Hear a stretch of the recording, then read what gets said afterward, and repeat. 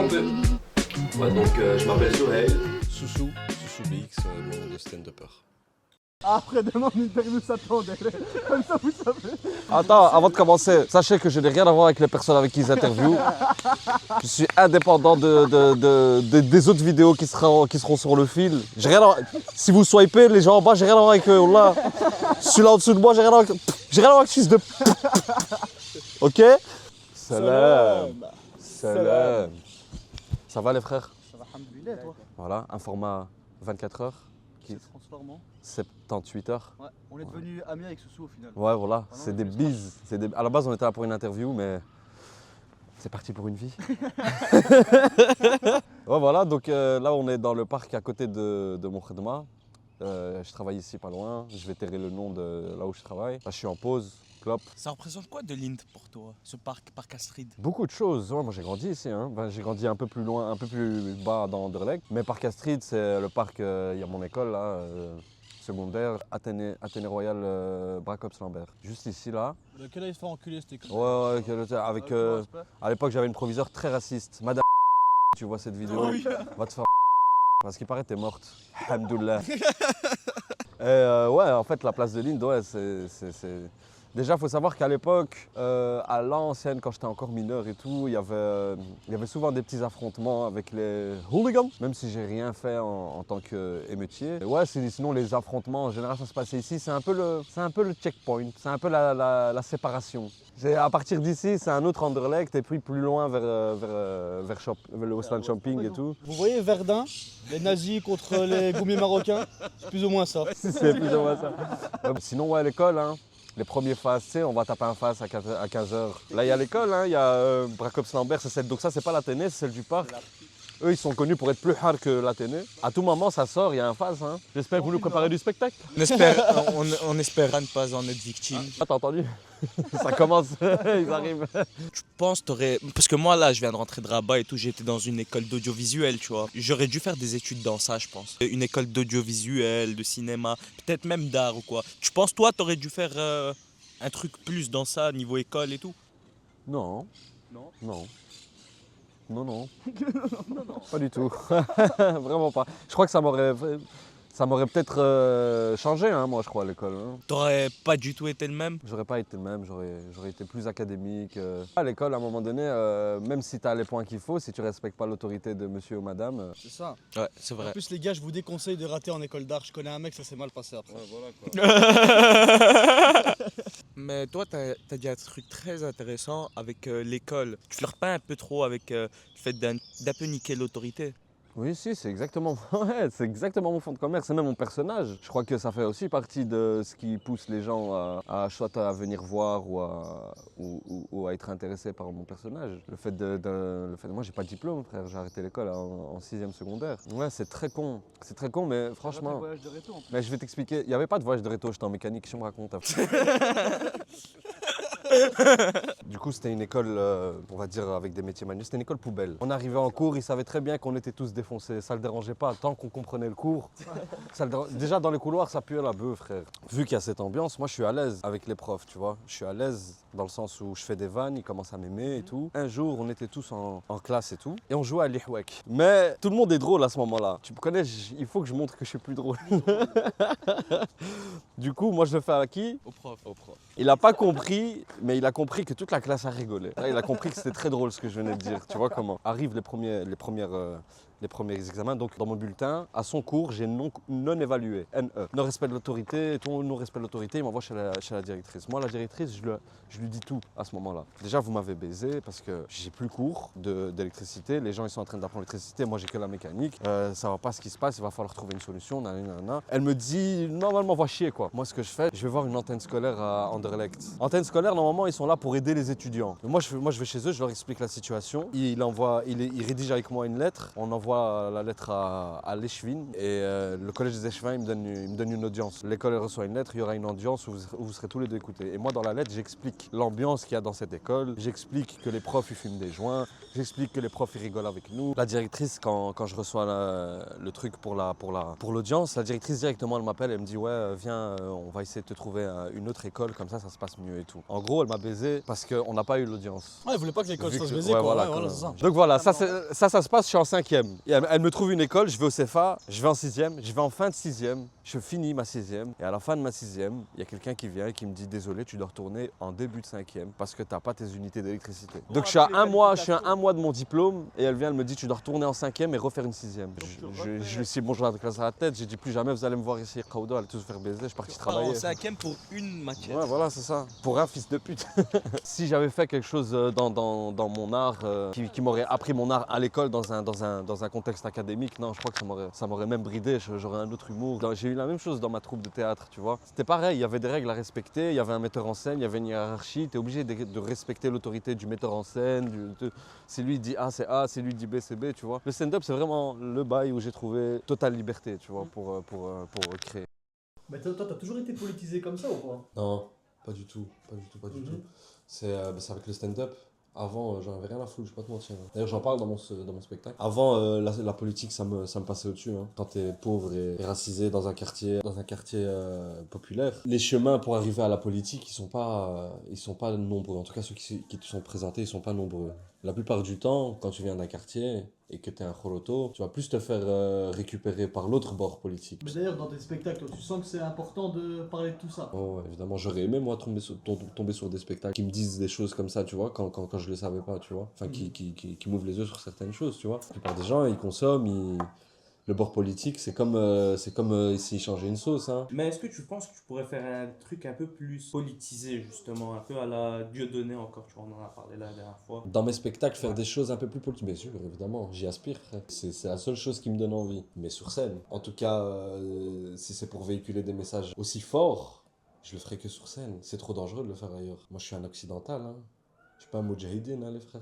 J'ai pas les épaules pour ça, hein. Pour me faire attraper pour apologie du terrorisme et finir à 50 piges en prison, frère. Et je sors à 50 piges, on va faire une petite manif pour fêter. Et c'est tout, Je vous dis, j'ai pas les épaules pour ça. C'est pour ça, sur scène, c'est mon arme, en vrai. Je suis un saltimbanque depuis la nuit des temps. À l'époque, le saltimbanque, c'était le seul qui pouvait parler mal du roi. Le seul qui avait le droit de parler mal du roi sans se faire trancher la tête. Tu vois comment? Un peu le clown, mais Exactement. il a le droit parce qu'il fait marrer. Ouais.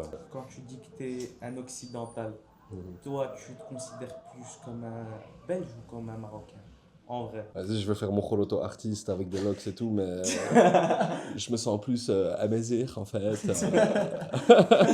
Mon prochain Je spectacle. me en reconnais riff. ni dans le Maroc, ni dans la Belgique. Je me sens Rif, né à Bruxelles. C'est un tout, c'est complet. Ouais, voilà, je me sens marocain né à Bruxelles, c'est un complet. C'est un profil bien précis et je crois qu'en tant que Marocain bruxellois, on vit plus ou moins les mêmes injonctions. Je crois qu'il faut en faire une identité. Dommage, j'avais pas un terme pour Bruxellois? les Marocains de Bruxelles. Ouais. Mais Maroc-Sellois. trop de bruxellois. Il y a un mot, mais il n'est pas officiel, c'est maroc-sellois. Maroc-sellois, ça passe bien. Mais c'est pas Ouais. officiel. Faudrait Et la vérité, je vais pas te mentir, c'est un peu has-been, ça fait un peu. Ouais, c'est très démodé. Ouais. Ça fait en mode tiki moi, tu vois comment? T'as vu là maintenant avec ce qui s'est passé?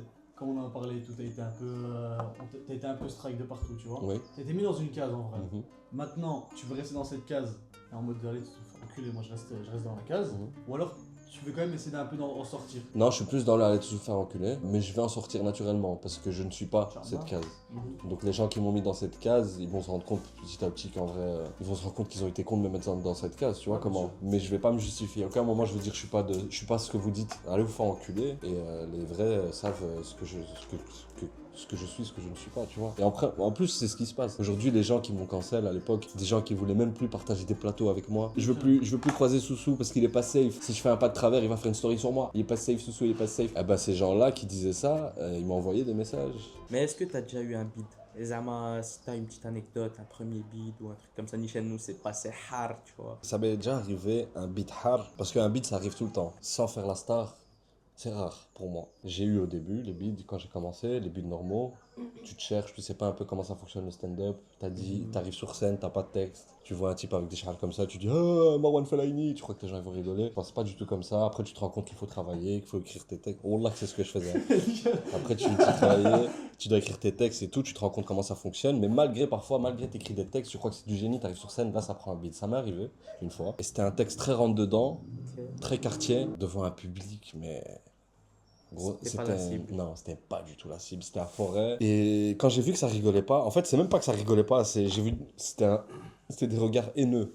C'était en mode, qu'est-ce qu'il fout là, celui-là, tu vois, qu'est-ce qu'il est en train. Il est pas à sa place. Vous le laissez dire ça, vous êtes, tu vois, en mode, c'est scandaleux ce qui se passe. Et il y en a un plus que les autres, je me souviens, il avait une écharpe rouge, cet enculé.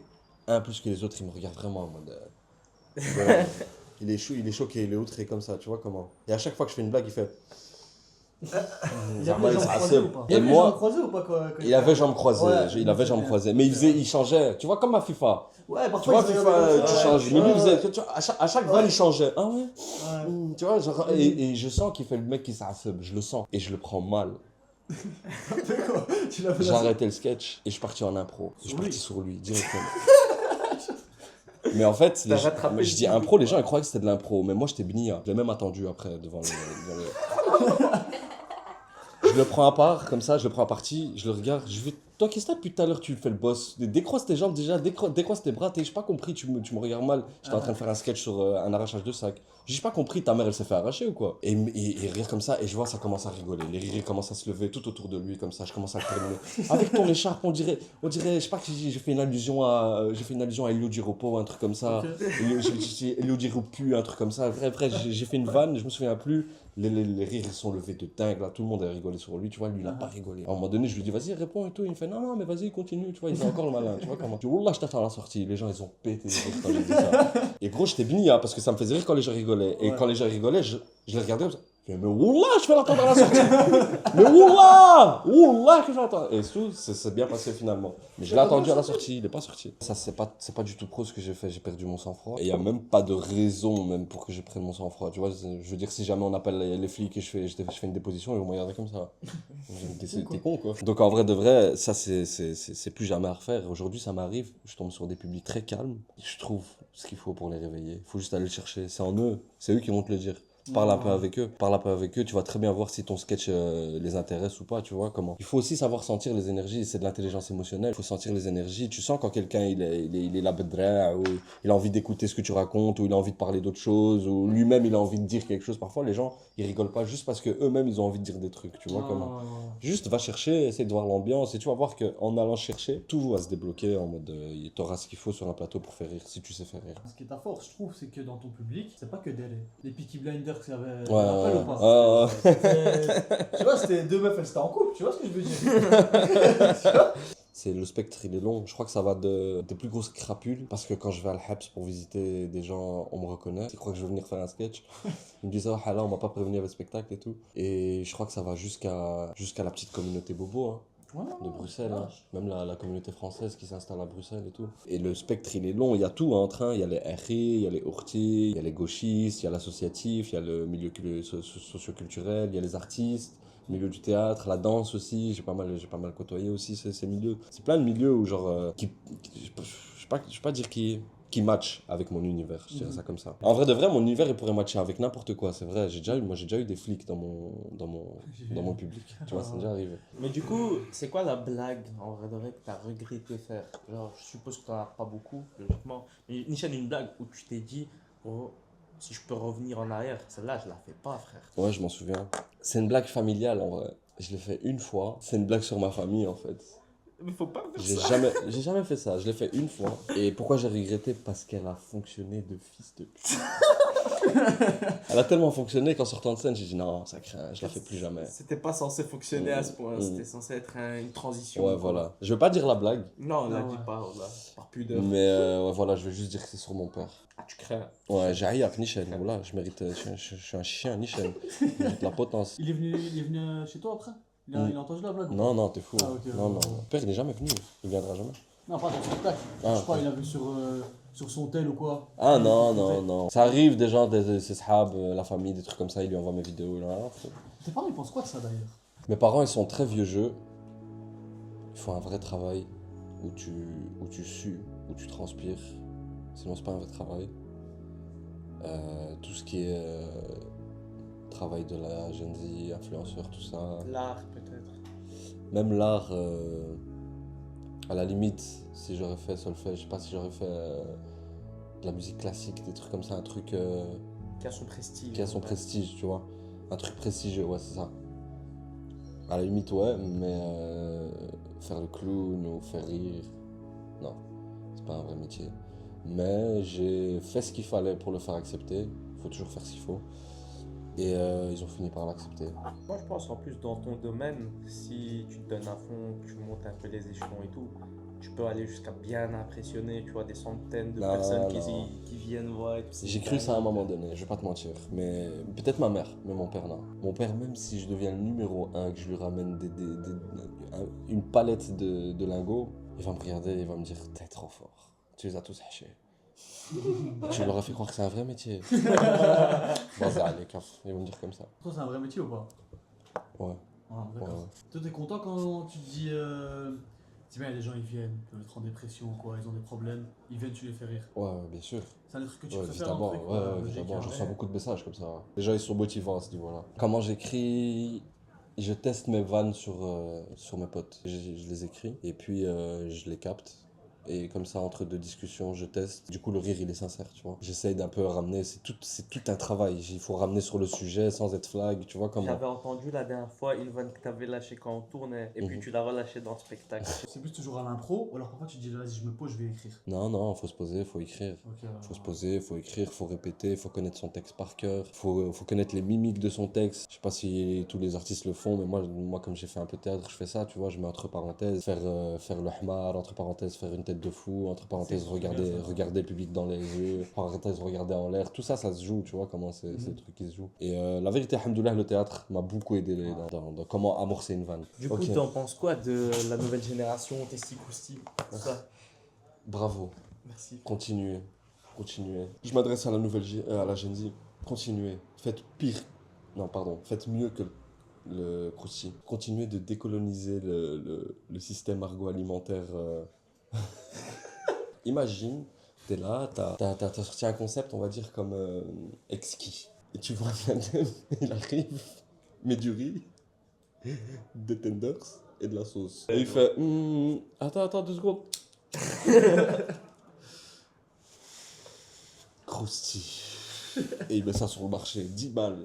10 balles de crousty. Et toi, t'arrives avec tes tartes à la carotte à 7 de fabrication. €. Ça rééquilibre. C'est des gens qui sont pas censés être là. Tu vois comment? Tonton Chami. Ils sont pas censés être là, ces gens. Il a la bourse, il met des voilées à la caisse.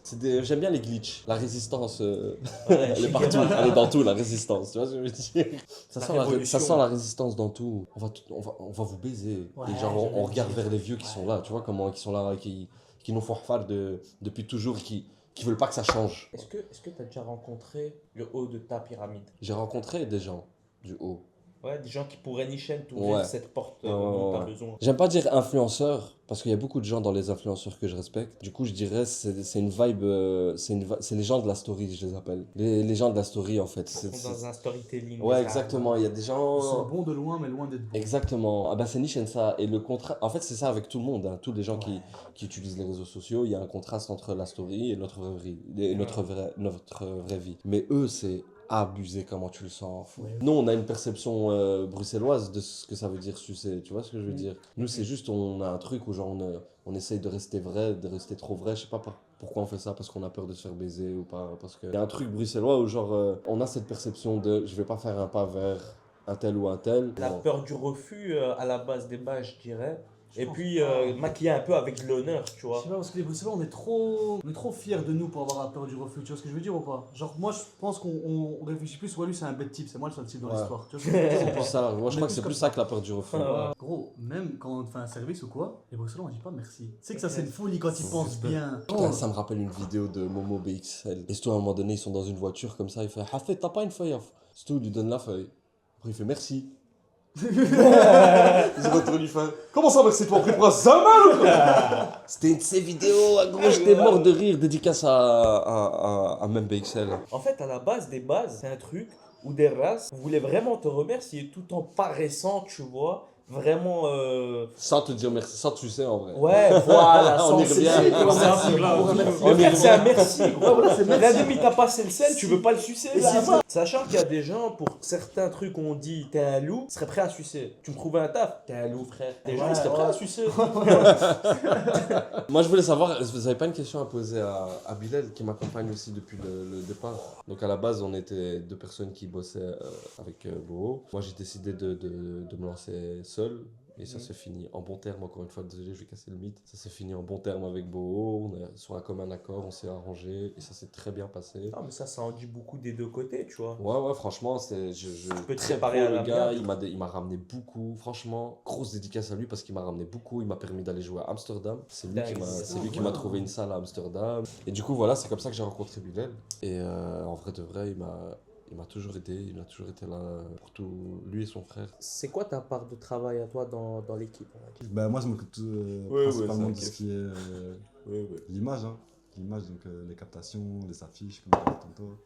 On va dire c'est les seules personnes que j'écoute, lui et son frère, pour les choix de carrière. Si eux ils me disent j'ai ailleurs, ça veut dire j'ai ailleurs. Puis quand il est à côté de Boho, en fait, naturellement, on a continué à juste traîner ensemble parce qu'en fait, on est juste. On est amis, tu vois. Frère, j'aurais dit frérot. Ouais. Ouais, c'est pas grave. Ok, d'accord. C'est le copain, c'est l'essentiel. Non, c'est frérot, c'est ça, c'est la famille, c'est devenu la famille. Il a donc. pas dit frère, il a dit frère. Ouais, tu vois ou pas? Je suis sûr, vous voulez pas que dans le spectacle, moi j'ai envie de savoir un peu ce que vous faites, à fou. C'est quoi votre vraie vie? De la musique en vrai. Et le mec, allez, partir 3, 4 et 5 Rigoler, en vrai on rigole beaucoup. Ça, en vrai, c'est un des bénéfices qu'il y a à l'amitié, Ouais. d'après Sadek. Dans toutes mes relations c'est le minimum, qu'elles soient professionnelles, amicales, amoureuses, familiales. Si on rigole pas, on va pas beaucoup se voir. Ouais, c'est ce que t'avais dit avec Léa et la première chose que tu proposes, tu dis ouais, moi je vais te faire rire. Qu'est-ce que tu proposes? Une femme qui rit à moitié dans ton lit, c'est réel ou pas, Ouais. Nichel? Non, la vérité. Il y a beaucoup de choses qui rentrent en compte. Non, même moi je dors au salon, il y a personne dans mon lit. Non, c'est pas réel. Non, je rigole, voilà que c'est réel.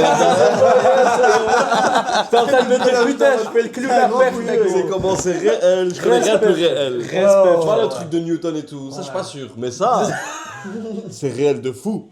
Eh ben franchement, je suis content parce que j'étais en train de me dire que je faisais le clown à perte, gros. T'as déjà fait pisser une femme de rire? Oui. Putain, bah gros, Direct. par la parole, il a fait pisser une femme. C'est Évidemment. une dinguerie, gros. Évidemment. Là que c'est une dinguerie, frère. Des pailles Boris qui l'a jamais fait pisser quelqu'un de rire, hein, faut direct. Et c'est facile, à l'école et tout, il y a des meufs qui pissent très vite quand elles rigolent. Attends, Je peux t'as pas un le body dire. count de femmes qui ont pissé. T'as un body piss ou pas? Non, la vérité, je m'en souviens que d'une. J'ai déjà fait couper la respiration à quelqu'un. Elle avait un problème et tout, on a dû se séparer. La maison était grande. On a dû se séparer et tout. Genre, Sa vie, quoi. À un moment donné, elle pleurait. À un moment donné, elle pleurait, mais genre de douleur, quoi. Mauve. Et sinon, ouais, je crois que c'était à l'école que j'ai fait pisser une fille de rire.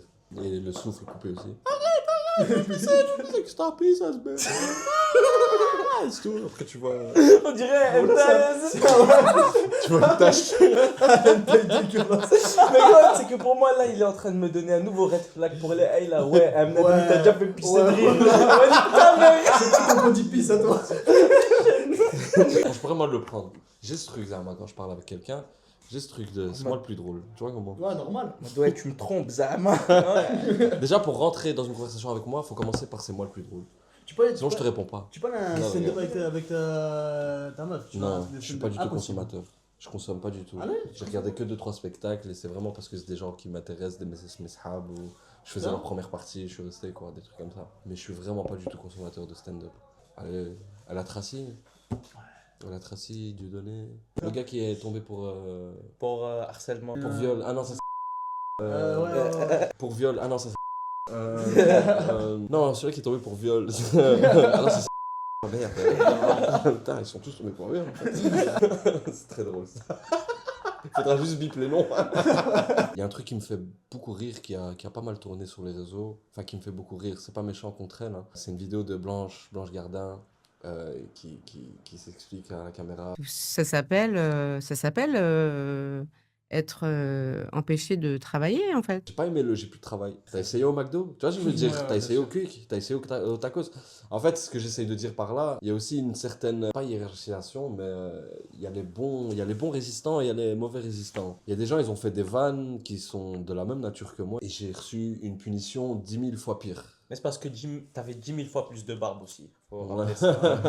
Après, punition 10 000 fois pire, c'est pas le mot en vrai. On a eu la punition elle est la même. T'es banni Ouais. d'un endroit et qui te donne à manger. Tu vois, comme un endroit qui est ton boulot, tu t'es banni, tu perds ton taf, entre guillemets. T'as pas Mais été c'est la soutenu, réaction, quoi. ouais, le soutien après.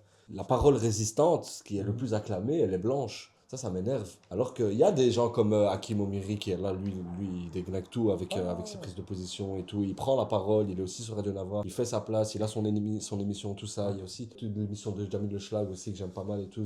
J'aime bien, ça dénonce et tout, c'est trop bien. Mais dans l'opinion publique, frère, commencer à traiter les Arabes qui dénoncent comme les Blancs qui dénoncent, en fait. C'est juste ça que j'ai envie de dire. Il y a une certaine différence qui me dérange de dingue dans ça aussi. En fait, t'as l'impression, moi de ce que je comprends, c'est genre, il y a les blancs qui font des blagues, les arabes qui font des blagues, ils sont tous dans la même armée, mais les arabes ils sont en première ligne. C'est ça, exactement ça. Ok, Ouais, c'est très bien imagé. Blanc Gardien, pardon, t'aimes bien ou t'aimes pas, mais la meuf elle était quand même là. Je suis tu vois. fan. Ouais, mais tu vois, elle était quand même là, et quand tu tombes, même si tu tombes juste de ça, frère, t'as l'impression d'être tombé jusqu'ici, gros. Mais pour revenir à toi, comment tu l'as vraiment vécu ces 2 ans? J'ai pleuré, j'ai tapé ma tête contre le mur, évidemment. T'as regretté d'avoir dit ça? J'ai même demandé pardon. Je suis Mais arrivé, j'ai dit mes excuses. Et j'ai dit que j'allais plus jamais refaire ça. Et il y avait un arrangement comme quoi je pouvais rejouer chez eux, tout ça. Et justement, c'est en plein burn-out que j'ai club. J'étais en train de bosser de nuit dans l'Oreca. Je crois que j'étais en fermeture. Il était 5h du mat. Ça faisait 1 heure que j'étais comme ça, sans bouger. J'en avais marre. Gros, j'ai tilté. Et je me dis, en fait, c'est à cause d'eux que je suis là. Je devrais pas être là.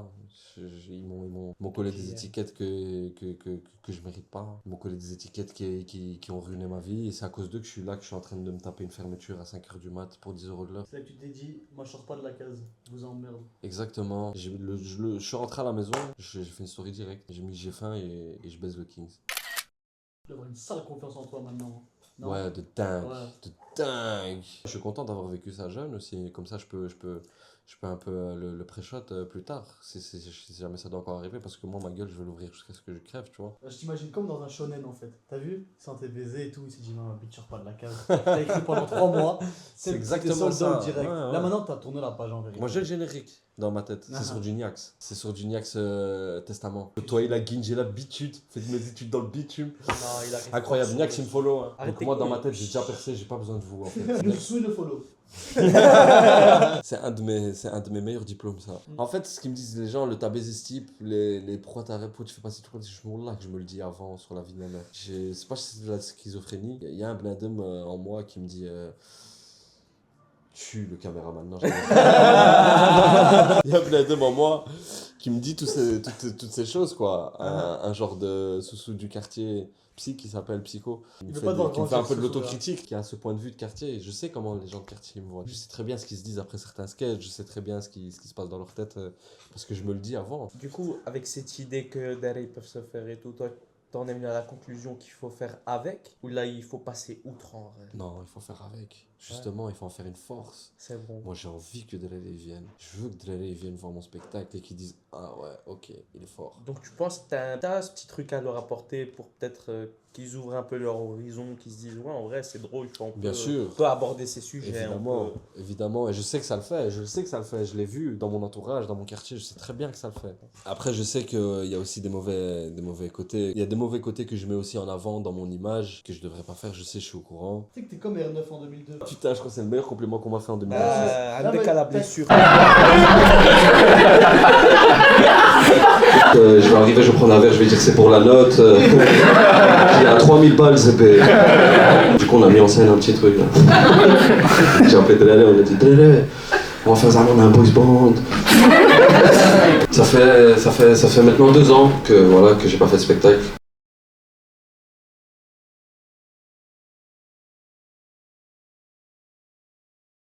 Le coup de massue, il a été plus social que académique. Pas en soi le fait que les comedy clubs décident de plus bosser avec toi ou quoi, c'est pas vraiment ça qui a fait le coup de massue. Le coup de massue, c'est plus quand tout le monde autour de toi, tu sais, te condamne directement en mode, ils se rangent du côté des gens qui te blâment finalement en fait. Tu as un peu participé, en fait, véhiculer cette rumeur comme quoi je suis antisémite, comme quoi je suis pas safe parce que j'ai call out une sioniste sur les réseaux, donc c'est un peu ça a parlé d'appel au harcèlement. Et du coup, la massue, ça a été de voir tous ces gens avec qui tu traînes, avec qui tu te poses et tout, avec qui tu essayes de partager des choses vraies. Hein. Les gens du milieu du stand-up, qui sont des vies de père, je crois que je l'apprends à personne, tout le monde connaît ce milieu maintenant, qui se retournent, quoi, qui t'es plus le sahab que t'as été, t'es plus le pote que t'as été ou le collègue, t'es juste quelqu'un de pas safe. Le sentiment premier, ça a été de continuer, genre en mode, ok, d'accord, ma carrière, elle prend une tournure. Je vais l'assumer, je vais continuer à rester moi-même, je vais faire ce qu'il faut. Comme je t'ai dit, j'ai été bosser dans l'Oreca après me faire banni des comédie clubs. Je gagnais très bien ma vie, tu vois, j'arrivais à atteindre les 2005, 3000 avec le stand-up. Et tu veux que je leur dise d'un peu baisser. Smahlet, moi, fermez vos gueules, s'il vous plaît. Être banni de 4 comédie clubs, ça divise mes revenus. J'ai dû bosser dans l'Oreca. Ça fait maintenant 2 ans que je suis dans l'Oreca. Et ouais, les moments les plus difficiles, on va dire, entre guillemets, les moments de burn-out, quoi. Parce que c'est bien, il y a beaucoup de milieux où on parle de burn-out, mais l'Oreca, c'est tous les jours burn-out, tu vois. En fait, ça a été de me taper quelques mois dans l'Oreca, sous-payé.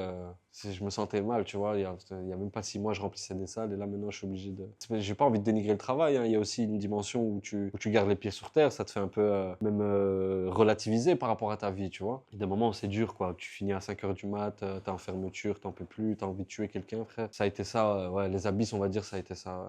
Les moments de burn-out...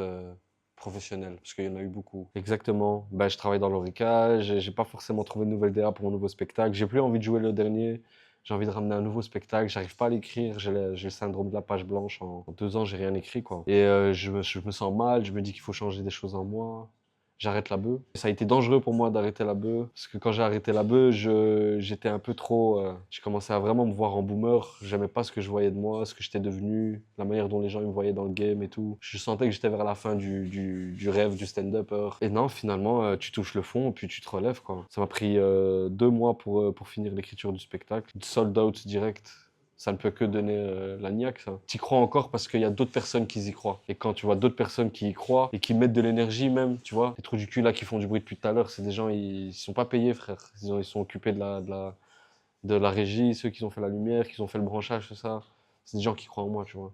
Si eux, ils sont là, ils croient en moi, qui suis-je moi pour dire ouais, j'y crois plus. Tu vois ce que je veux dire? Et ça marche. Alhamdoulilah, ça marche. C'est pas une fatalité d'être banni, c'est pas figé en fait. Ouais, c'est de la censure. C'est même pas de la censure, c'est une des techniques qui est beaucoup utilisée par le lobby impérialiste. C'est des coups de pression en fait. Il y a rien, t'es pas condamnable, mais on va te mettre des coups de pression. Comment? On va aller dire à tout le comedy club que t'es antisémite. On va aller faire ci, on va aller dire que t'es pas woke, que t'es pas safe, que t'es pas... Et du coup, ça c'est pas figé en vrai. Il faut pas avoir peur de la censure. Il faut continuer à dire ce qu'on pense tout fort. Et j'espère que je vais inspirer des gens à aller plus loin et n'avoir peur de rien, quoi. L'autoproduction, c'est la clé, quoi. Surtout pour nous, les racisés. Là, ils sont en train de se sur moi, là. Là, toi, tu me poses des questions depuis tout à l'heure, ils sont derrière moi, ils font... Grâce au Comedy Cat, en vrai. Le Comedy Cat, ils m'ont toujours donné ma chance, gros. Moi, avec ma race, je suis arrivé comme ça, j'ai dit, je peux faire du stand-up, ils m'ont dit oui, frère. Seul Comedy Club qui a refusé de me bannir, quoi. Ils avaient toute l'histoire, ils avaient très bien vu qu'il y avait une story pro-israélienne, pro-génocidaire, qui était totalement... scandaleuse, à laquelle j'ai répondu. Du coup, lui, il a vu ça, il a dit, le boss du Comedy Cat, il a dit, il n'a rien fait de mal, il a juste répondu à proportion. Je regrette rien, gros. Je crois que j'aurais fait tout pareil. Je sais que ça craint de réagir de manière émotionnelle, d'aller, tu vois, sans réfléchir, tu vois, de manière non réfléchie, tu vois, t'agis sur le coup de l'émotion et tout ça. Il y a des gens, à un moment donné, quand ils se sentent plus respectés, tu peux pas leur demander d'écrire un mail pour se plaindre, tu vois ce que je veux dire ou pas? Continue de faire ce que tu fais et reste toi-même. Te fais pas manipuler, te fais pas mainstreamer. Depuis le début, ce que je donne sur scène, c'est moi. C'est pour ça que les gens ils me suivent. Si je commence à être autre chose, ils vont le sentir. C'est des Bruxellois, ils sont pas cons. Si je commence à faire autre chose que ce que je suis vraiment, ils vont le sentir. Et moi, c'est la première chose que je vends dans mon spectacle ou dans mon personnage ou dans mon univers, c'est l'authenticité. À aucun moment, je vais essayer de fausser une partie de moi ou de faire un truc sur scène que je fais pas dans la vraie vie. Il n'y a pas de faux semblant, tu vois. Baise les cases, baise les codes et baise le Kings. Ça voudrait fumer un joint.